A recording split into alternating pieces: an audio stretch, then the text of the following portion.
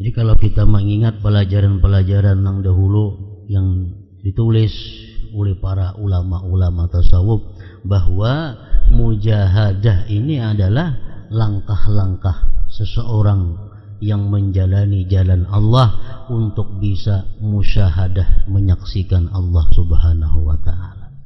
Mereka menyebutkan bahwa mujahadah ini adalah langkah yang kelima yang mesti dilakoni oleh orang yang hendak musyahadah kepada Allah Subhanahu wa ta'ala. Dalam pelajaran dahulu kita masih ingat, yang pertama yang kita lakukan adalah musyaratah. Musyaratah artinya berjanji kepada diri untuk berbuat kebaikan, meninggalkan yang jahat.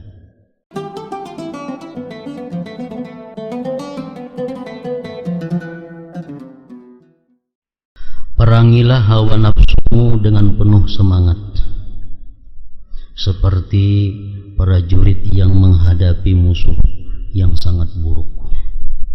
Jadi mujahadah ini artinya adalah memerangi hawa nafsu.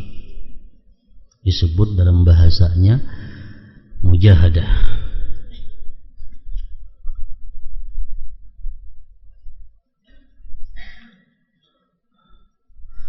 Hawa adalah, pengertian hawa adalah kecenderungan nafsu untuk memperoleh segala sesuatu yang tidak benar dan mengikuti berbagai keinginan buruk. Itu yang disebut dengan hawa. Hawa nafsu. Artinya hawa itu mengajak kepada nafsu untuk selalu berbuat hal-hal yang dilarang oleh Allah Subhanahu wa ta'ala. Orang yang berjihad mampu melawan keinginan hawa nafsunya, itulah disebut dengan mujahid, orang yang berjihad dengan jihadun nafsi. Jadi mujahadah ini menurut hukumnya kadang-kadang bisa wajib, bisa pula mujahadah ini hukumnya sunat, bisa juga mujahadah itu fadilah, keutamaan.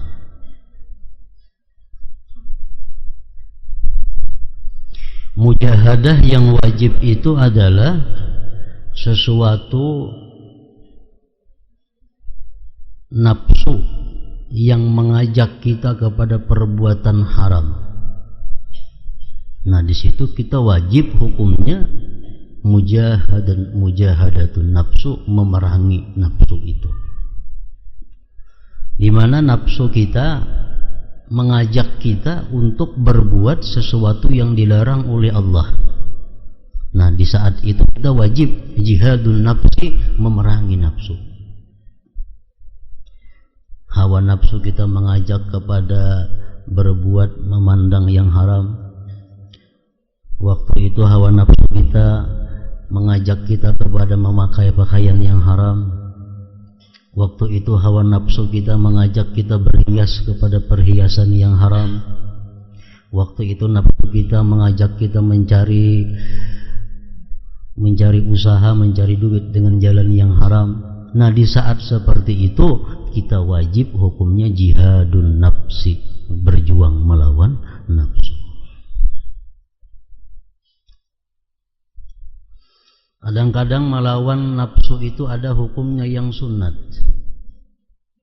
di mana waktu itu nafsu mengajak kita kepada hal-hal yang dimakruhkan Allah. Nafsu saat itu mengajak kita kepada perbuatan yang dibenci oleh Allah. Nah, kada diharamkannya. Nah, pada saat itu kita melawan nafsu, jihadun nafsi, hukumnya adalah sunat.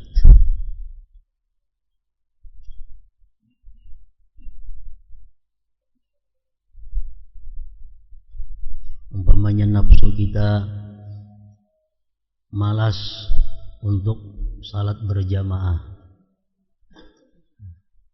sembahyang sendiri dalam keadaan kada uzur, itu hukumnya adalah dimakruhkan, meninggalkan jamaah. Nah, nafsu kita mengajak kita untuk meninggalkan sembahyang berjamaah. bagi laki-laki. Nah, saat itu kita sunat melawan nafsu kita untuk melaksanakan sembahyang secara berjamaah. Nafsu kita mengajak kita untuk guring sesudah sembahyang asar. Nafsu kita mengajak kita guring sesudah sembahyang maghrib. Nafsu kita mengajak kita untuk guring sesudah sembahyang subuh. Nah, melawan demikian itu hukumnya adalah sunat.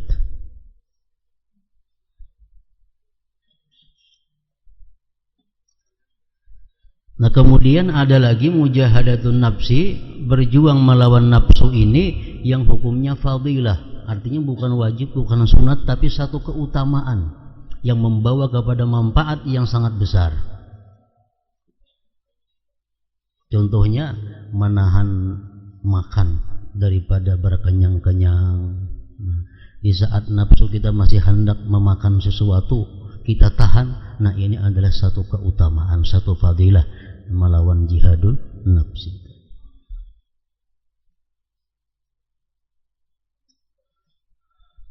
Hawa adalah kecenderungan nafsu untuk memperoleh segala sesuatu yang tidak benar dan mengikuti berbagai keinginan buruk. Setiap ibadah itu bertentangan dengan hawa. Setiap ibadah yang kita lakukan itu bertentangan dengan hawa nafsu. Karena hawa nafsu ini adalah dia bertolak belakang dengan ibadah. Makanya ibadah itu dalam hadis disebutkan as-sawab biqadri ta'ab. Artinya pahala yang diperoleh dengan beribadah itu sesuai dengan kesusah payahannya. Makin susah payah kita melakukan ibadah, makin banyak pahalanya. Kenapa sebabnya? Karena tentu kita makin banyak perjuangan melawan hawa nafsu. Jadi ibadah itu mesti berlawanan dengan hawa nafsu.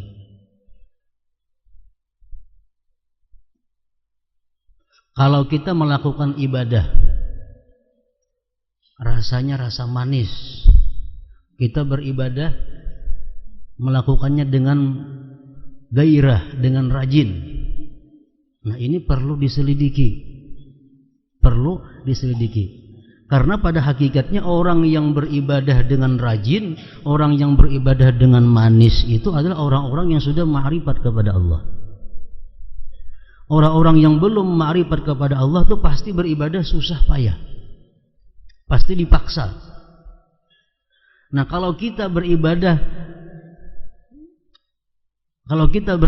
nyaman, kita beribadah manis, ini perlu kita diselidiki. Jangan-jangan dalam pelaksanaan ibadah itu ada mengandung hawa nafsu. Jangan-jangan dalam beribadah itu ada kita mengandung hawa nafsu.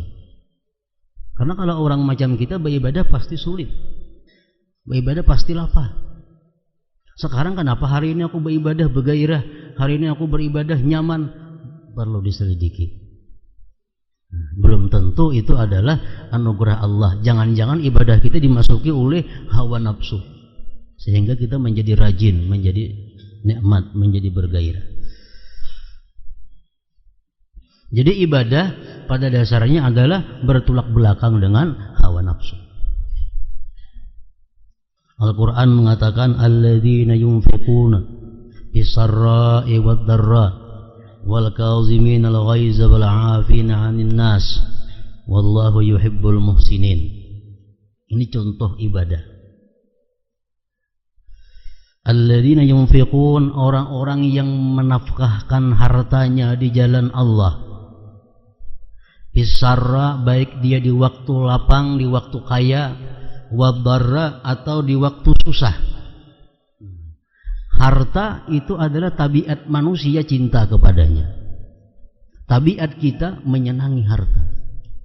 Setiap kali kita mengeluarkan harta, pasti kita berat. Karena itu ajakan nafsu. Nafsu mengajak kita menahan harta kita. Bila kita mengeluarkan harta, nafsu kita keberatan. Apalagi di waktu susah.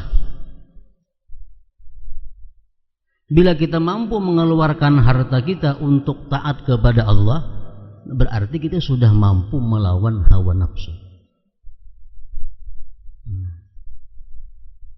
Wal kaziminal ghaiza, orang-orang yang mampu menahan marah. Menahan marah ini adalah berat. Apalagi orang-orang yang punya kekuasaan, orang-orang yang punya keberanian. Menahan marah itu ibadah yang paling sulit. Kenapa? Karena bertentangan dengan hawa. Hawanya menuntut agar kita melampiaskan kemarahan itu. Hawa diri, hawa nafsu ini menuntut kita untuk melampiaskan kemarahan. Makanya kadang-kadang orang yang marah tapi kada tak ungkai, membubuk dalam hati. Begitu belang diungkayakan, lapang hati. Kenapa? Hawa nafsu sudah ditunaikan. Hawa nafsu sudah dilepaskan. Dia sudah mengabulkan hawa nafsunya, lalu lapang.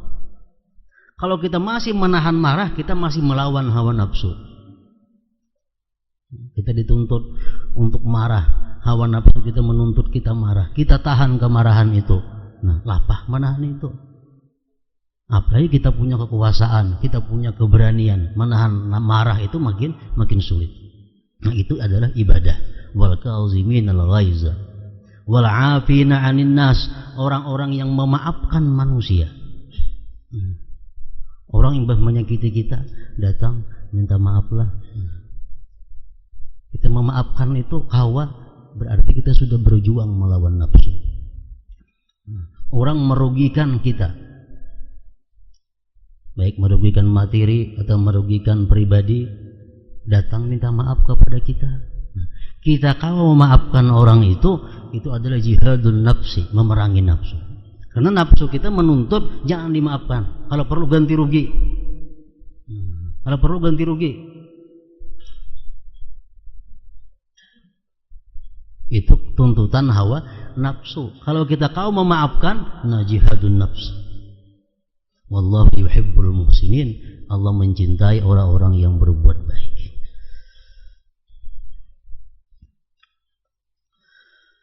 Para ulama sepakat bahwa kebahagiaan tidak akan dicapai. Maksudnya kebahagiaan akhirat. Kebahagiaan akhirat surga. Tidak akan dicapai kecuali dengan mengekang nafsunya. Agar tidak memperturutkan keinginan hawanya serta menentang syahwatnya. Imam Zahal berkata, tarkul hawa miftahul jannah. Meninggalkan keinginan hawa itu adalah kuncinya surga. Nah, hawa. Jadi kadang alih meminan dui hawa ini. Bila hendak berbuat nang kada baik, nang haram, jelas sudah itu adalah hawa. Bila kita hendak dalam hati ada geritik berbuat sesuatu nang makruh, tuntutan hawa. Bila ada keinginan kita untuk melakukan sesuatu yang kada berfaedah, tuntutan hawa. Bila dalam hati kita ada tuntutan untuk berbuat ibadah yang kurang afdal, padahal ada ibadah yang lebih afdal, tapi hati kita hendak kepingin ibadah yang kada afdal, tuntutan hawa. Jadi hawa kalau bisa inya menuntut kita ini berbuat nang haram, kalau kada kawa berbuat nang makruh, kalau kada kawa berbuat nang hina, kalau kada kawa berbuat ibadah tapi nang kada afdal ibadahnya. Ibadah nang kada afdal.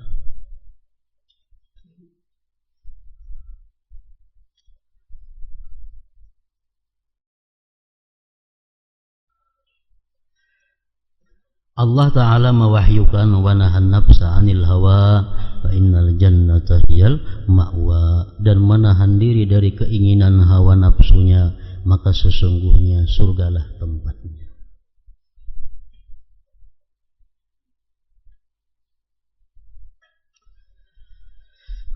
Dan dalam sebuah hadis disebutkan, qadimtum minal jihadil asghar ilal jihadil akbar.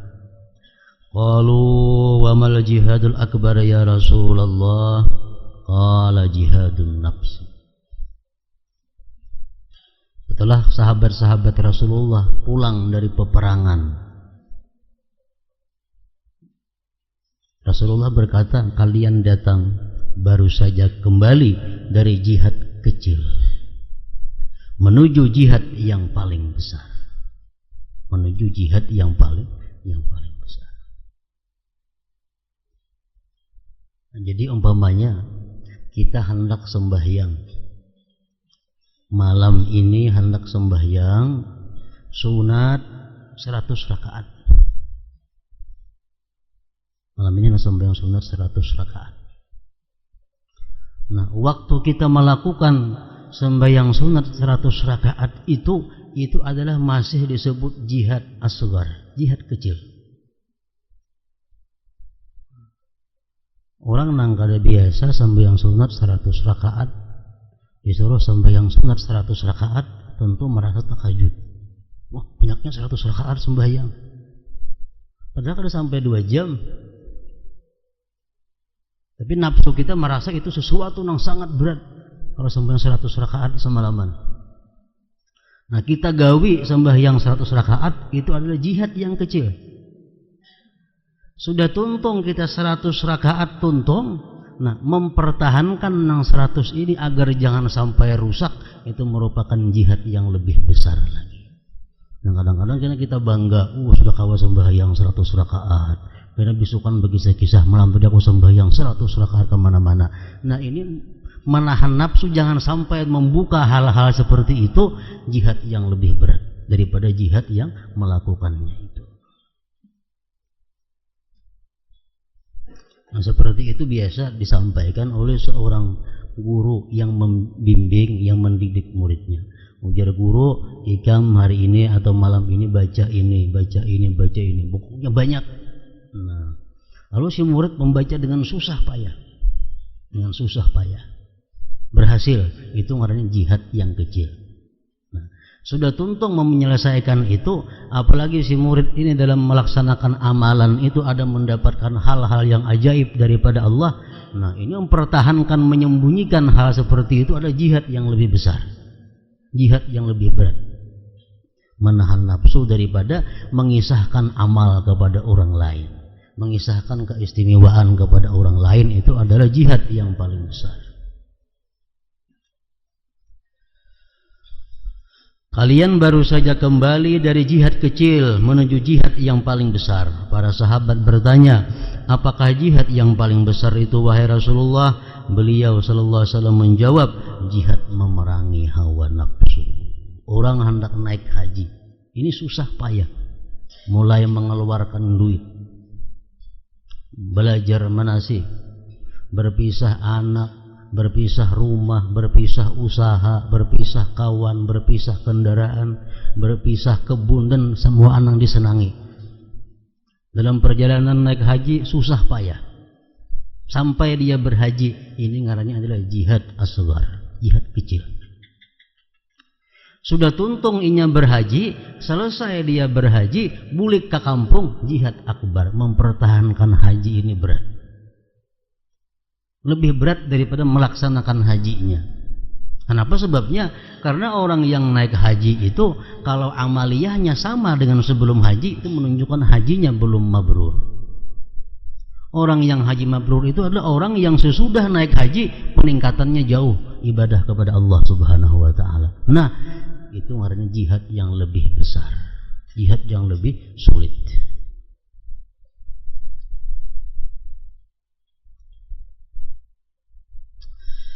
Al-mujahid man jahada nafsah wal muhajir man hajara su. Mujahid adalah orang yang berjihad melawan nafsunya. Itu yang disebut mujahidin. Mujahidin sebenarnya adalah orang yang berjihad melawan nafsu. Dan muhajir adalah orang yang berhijrah meninggalkan keburukannya. Kalau kita biasa melakukan maksiat A misalnya, sekarang sudah kawa meninggalkan maksiat A, itu orangnya kita muhajir, orang yang hijrah. Orang yang hijrah. Jadi hijrah itu artinya bukan hanya meninggalkan negeri ke negeri yang lain, tapi hijrah itu pada hakikatnya adalah meninggalkan perbuatan jahat menuju kepada perbuatan yang diridai oleh Allah Subhanahu wa taala. Nah, itu inti daripada hijrah. Jadi kalau kita mengingat pelajaran-pelajaran yang dahulu yang ditulis oleh para ulama-ulama tasawuf, bahwa mujahadah ini adalah langkah-langkah seseorang yang menjalani jalan Allah untuk bisa musyahadah, menyaksikan Allah Subhanahu wa ta'ala. Mereka menyebutkan bahwa mujahadah ini adalah langkah yang kelima yang mesti dilakoni oleh orang yang hendak musyahadah kepada Allah Subhanahu wa ta'ala. Dalam pelajaran dahulu kita masih ingat, yang pertama yang kita lakukan adalah musyaratah. Musyaratah artinya berjanji kepada diri untuk berbuat kebaikan, meninggalkan yang jahat. Musyaratah, berjanji. Seorang murid biasanya sesudah sembahyang subuh dan sesudah maghrib itu melakukan musyaratah, perjanjian kepada diri. Jadi mbak sembahyang subuh kita pandiri diri kita berjanji hari ini. Apa janjinya? 1. Sembahyang berjamaah. 2. Apa janjinya? Hari ini jangan berdusta. 3. Apa janjinya? Hari ini jangan hendak menggibah orang. 3. Apa janjinya? Hari ini jangan hendak memandang mendengar yang haram. Umpamanya. Terserah kita apa hendak kita ulah perjanjian kepada diri kita. Itu ngarannya adalah musyaratah. Tiap bisukan, tiap imbah maghrib, seorang murid itu adalah selalu mensyaratkan sesuatu kepada dirinya, supaya nafsu ini jangan lapas bebas sebebas-bebasnya. Syaratkan, musyaratah. Itu langkah yang pertama. Hari ini kada hendak keluar rumah, umpamanya. Hari ini bekerja di kamar saja seharianan membaca Quran. Terserah apa yang kita hendak kita syaratkan kepada nafsu kita. Tergantung yang kita perlukan. Misalnya kebiasaan kita ketujuh memandang yang haram, nah kita syaratkan kepada nafsu hari ini jangan hendak memandang yang haram. Itu langkah pertama, musyaratah. Langkah kedua apalagi? Murakabah.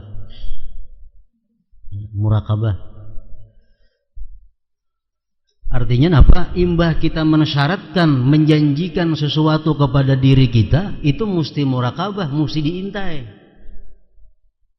Ini nafsunya mesti diintai. Jadi mulai bisukan sejak kita berjanji itu sampai kena imbah maghrib, kita intai terus nafsu kita nih.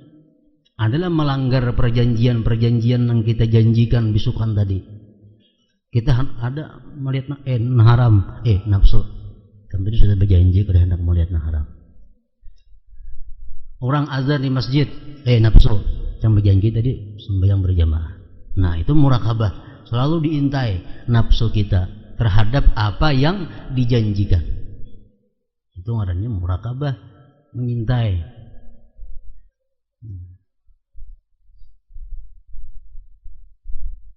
Itu biasa kalau kita mengarang perjanjian kepada orang, pasti kita intai orang itu. Ya apa perjanjian dijalankannya atau kada?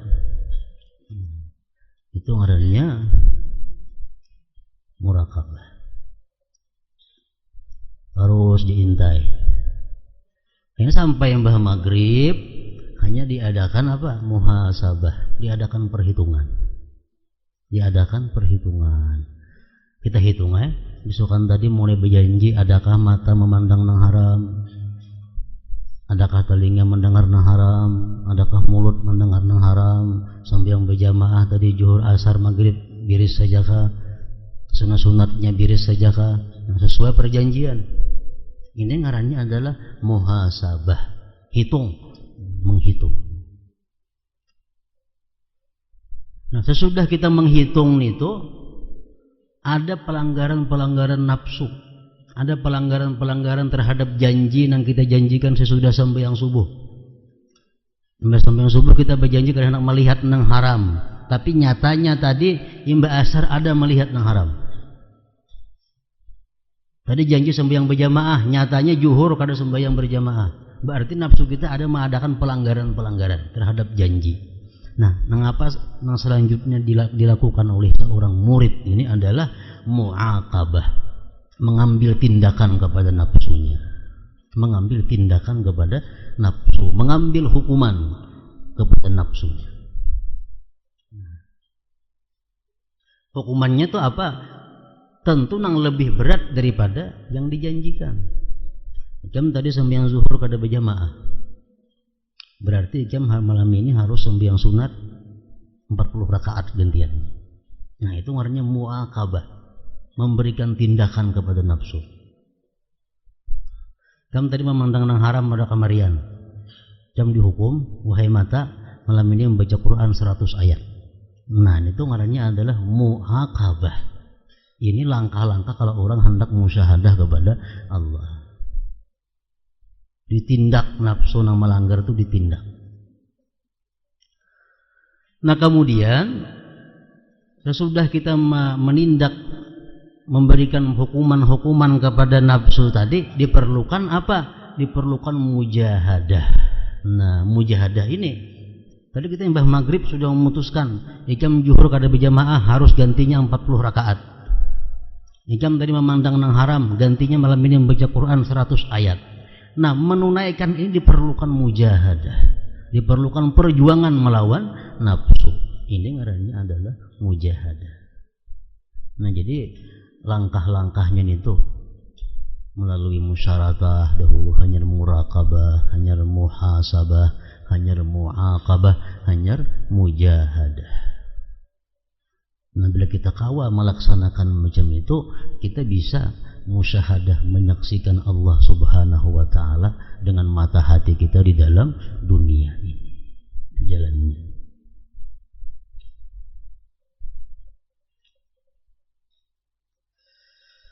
Mujahadah melawan nafsu merupakan sebuah kewajiban yang bertujuan untuk mengendalikan syahwat dan amarah di bawah hukum syariat yang diperoleh melalui akal yang telah bercahaya.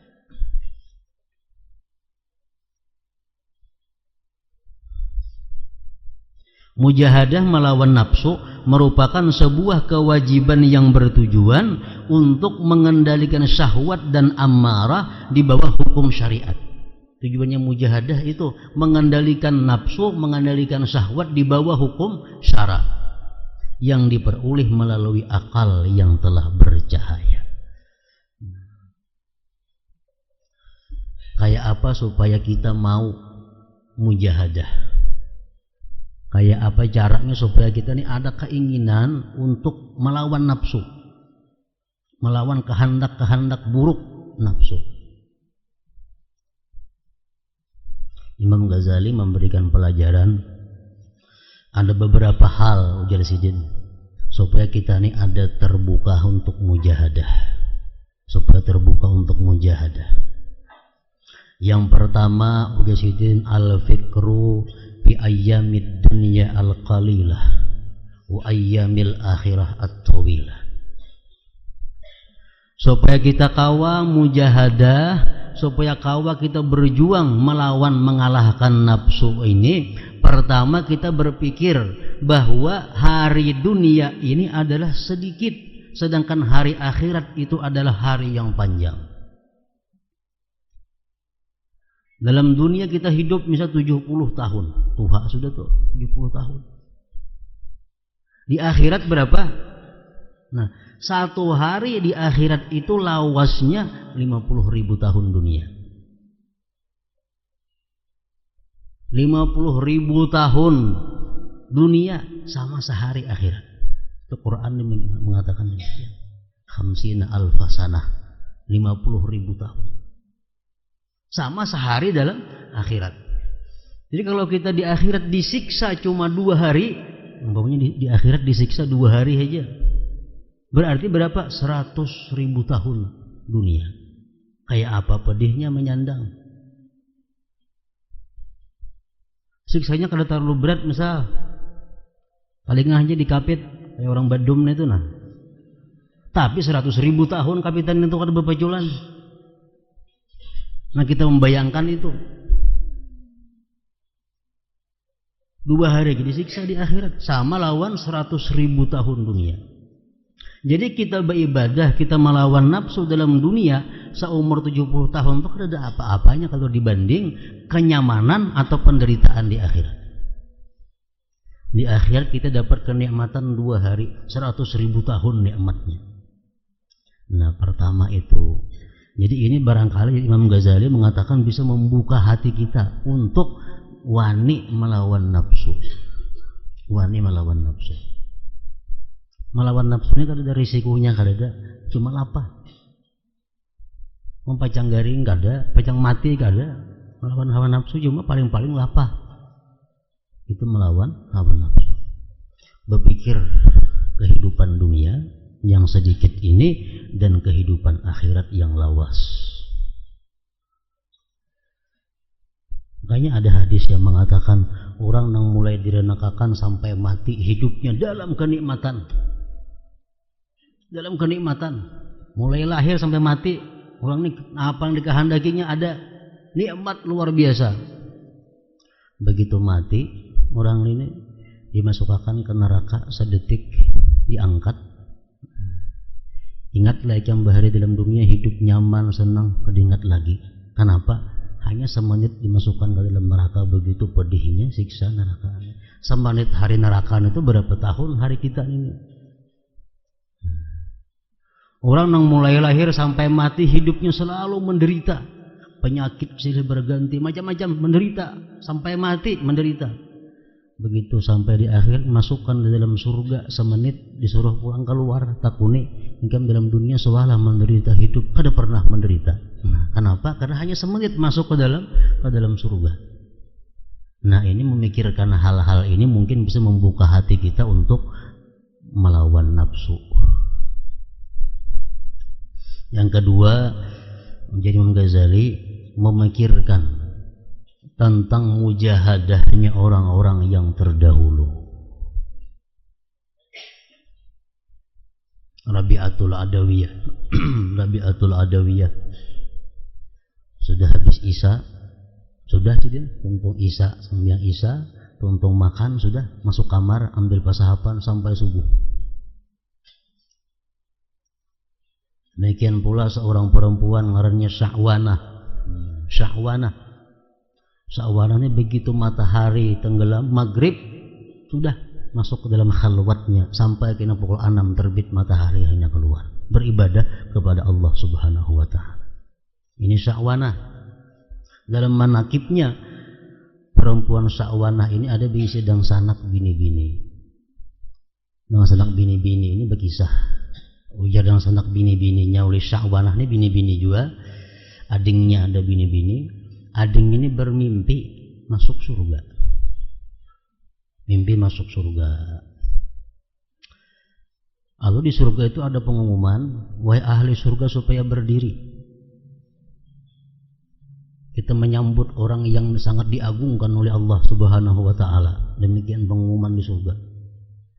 Jadi orang surga berdiri semuaan. Jadi ujar si perempuan tadi, siapa yang datang nih? Kira-kira orang agung nih kayak apa orangnya? Sekalanya yang muncul adalah Syahwanah. Syahwanah. Nang sanak seorang. Nah, sampai di surga, Syahwanah diberikan sesuatu yang bisa membuatnya terbang kemana-mana dalam surga. Jadi ujar na adik nih, wahai Syahwanah, coba engkau berdoa kepada Allah supaya aku bisa umpat ikam nak keliling-keliling di surga nih, terbang ke situ kemari. Ujar Syahwanah, ikam kada usah aku doakan lawan Tuhan, cukup ikam lawan hawa nafsu engkau. Engkau pasti bisa berbuat semaunya di dalam surga ini. Syahwanah orang yang mulai maghrib sampai kini terbit matahari beribadah kepada Allah Subhanahu wa taala. Ali Zainal Abidin sembahyangnya 1000 rakaat, orang dahulu 1000 rakaat, ada tentang 500 rakaat. Itu mujahadah. Nah, kita buka, kita periksa kitab-kitab manakib orang-orang dahulu, kita kalau membandingkan kayak apa lawan kita rajinnya ibadah. Nah, barangkali kita ada terbuka hati untuk sedikit menyamai mereka itu. Jadi yang kedua membuka hati supaya bisa mujahadah adalah melihat, menelaah, mengetahui kayak apa orang-orang dahulu mujahadahnya, ibadahnya kepada Allah Subhanahu wa taala. Yang ketiga, ujar Imam Ghazali mengatakan supaya kita ini bisa mujahadah, rajin beribadah, yang ketiga adalah suhbatus salihin, kita bersahabat, artinya selalu duduk bersama-sama orang yang saleh, selalu duduk bersama-sama kepada orang yang ahli ibadah. Sedikit banyaknya itu menarik kita beribadah juga. Jadi sebahagian ahli hikmah mengatakan siapa berkawan dengan 8 golongan manusia, maka Allah tambah dia 8 perkara. Jadi kawan kita ini sangat menentukan kelakuan kita. Orang nang hari-hari kita gauli, orang hari-hari nang kita kawani duduk bersamanya sangat menentukan akhlak kita. Supaya kita bisa mujahadah, rajin beribadah, kada ada jalan lain mesti rancak, bakawan, bakumpul, sekedudukan dengan orang-orang yang saleh. Ya, sebagian hukama mengatakan man jalasa ma'al agniya zadahullahu hubbad dunya war ragbata fiha. Orang-orang yang duduk, orang-orang yang berkawan dengan orang yang kaya, Allah tambah di dalam hatinya itu hubbud dunia, dan ingin suka pada dunia. Kalau kita kawan hari-hari orang nang sugih aja, duduk bersama-sama orang nang sugih, kasih tuh kamari berjalan lawan orang nang sugih, otomatis di hati kita ada masuk hubbud dunia, cinta kepada dunia. Hendak berisi macam inya, hendak berisi pakaian macam nang inya pakai, hendak makan nang macam inya makan, hendak berisi rumah nang inya diami. Karena kita hari-hari bakawan orang nang kaya. Wa man jalasa ma'al fuqara zadahullahu syukra war ridha bi kismatillahi ta'ala. Siapa-siapa nang suka berkawan, duduk bersama-sama orang yang fakir. Kita kawan hari-hari orang fakir, masih tu kamari beserta orang fakir. Nah, akibatnya apa? Allah berikan kita syukur dan ridha dengan yang diberi Allah. Masih tu kamari kita bakalan orang yang lebih fakir daripada kita. Kita bisa beda motor, kita bisa beda, syukur kita. Kalau kita rancak bakawan sekadudukan lawan orang fakir, akibatnya apa? Kita bersyukur kepada Allah. Inya lebih sakit daripada kita, inya lebih kurang daripada kita. Kita tentu syukur. Wa man jalasa ma'as sultan zadahullahu al-kibra wa qasawatal qalb. Orang yang selalu duduk dengan sultan, orang yang selalu duduk dengan raja. Ini bakawan raja ketujuh, kawan-kawannya orang-orang pejabat tinggi aja. Masih tu kemari lawan pejabat, nah yang behilang ke rumah pejabat, yang datang ke rumahnya kalau behilang ya pejabat juga. Nah orang nang macam ini hatinya sombong. Akibatnya hatinya sombong dan keras hati.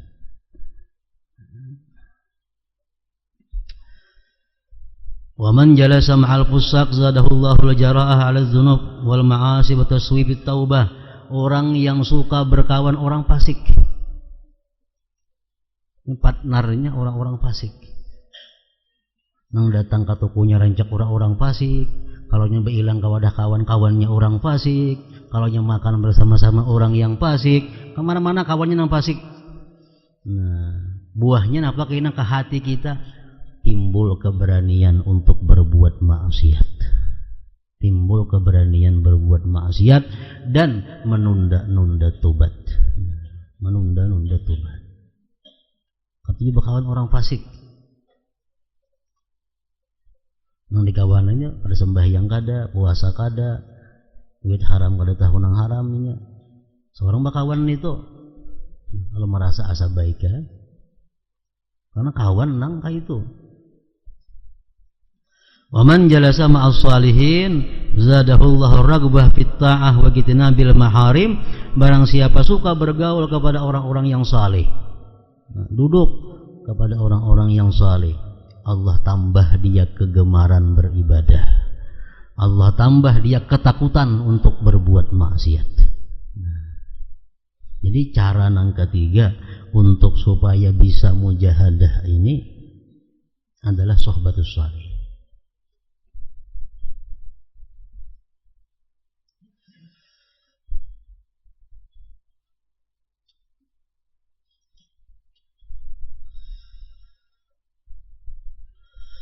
Di antara manusia ada yang mampu mengekang semua syahwatnya.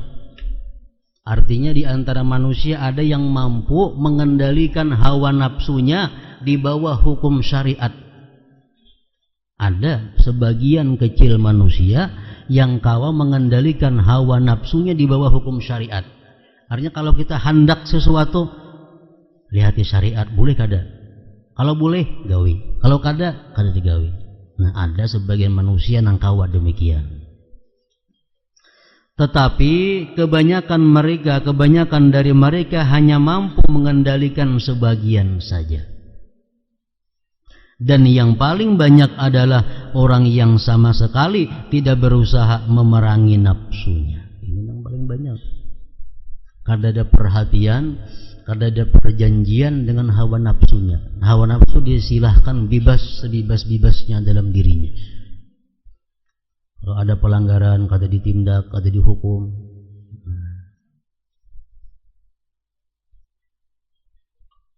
Padahal agama kita mengajarkan orang bulan puasa, bulan Ramadan, bersetubuh dengan istrinya dalam keadaan puasa, bersetubuh lawan istrinya. Ini orang nang dikalahkan hawa nafsu.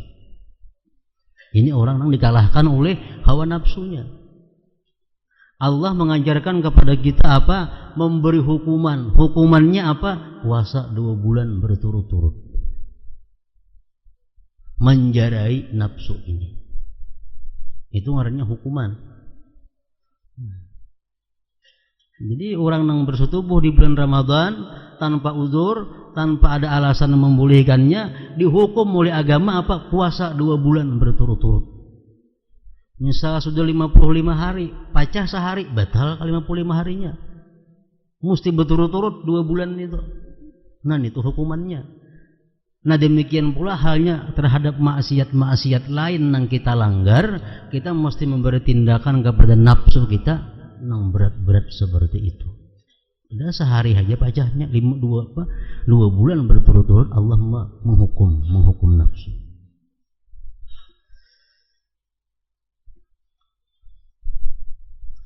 Dan yang paling banyak adalah orang yang sama sekali tidak berusaha memerangi nafsunya. Sebagaimana wahyu Allah berikut, ara'aita man ittakhadha ilahahu hawa, tidakkah kau lihat wahai Muhammad keburukan orang yang menjadikan hawa nafsunya sebagai Tuhannya. Orang yang bertuhan hawa nafsu artinya apa? Orang yang selalu mengabulkan apa yang dikehendaki hawa nafsunya. Itu Tuhannya hawa nafsu. Rasulullah mengatakan salasun muhlikat, 3 perkara yang membinasakan diri kita. Pertama, ujar Nabi kita, syuhun muta', sifat kikir yang ditaati. Nafsu kita, diri kita kikir ini nah. Dia kikir jangan ngeluarkan duit, ditaati. Itu adalah sifat yang membinasakan manusia. Yang kedua apa? Wahawan muttaba', hawa nafsu yang selalu diikuti, kada disaring dengan saringan syariat hukum Allah. Artinya mau kada tahu betahun. Ada sesuatu yang dihadapi hawa nafsu kita mendorong untuk itu, cuma kita ragu boleh kada, nak betahun. Bila kada boleh, kita tahan hawa nafsu, jangan, itu kada boleh. Nah, ini artinya kita kawal mengendalikan hawa nafsu. Oh, pakaian ini bagus, pakaian ini mewah, memakai ini bagus. Lihat penghukum syariat, baik kada, boleh kada, ugas kada boleh. Nah, kita kawal menahan itu, nah ngarannya kawal mengendalikan hawa nafsu. Yang kedua, hawa-hawan muttaba', hawa nafsu yang selalu diikuti. Yang ketiga, wa i'jabul mar'i bi nafsih, ujubnya seseorang dengan dirinya. Orang sudah mengaku di mana-mana dia yang paling takwa, orang sudah mengaku di mana-mana dia yang paling alim, orang di mana-mana sudah mengaku dia yang paling saleh, dia mengaku di mana-mana dialah orang paling banyak ibadah kepada Allah. Nah, takjub kepada dirinya. Bila ada demikian itu adalah sifat yang membahayakan. Sayyidina Umar bin Khattab mengatakan,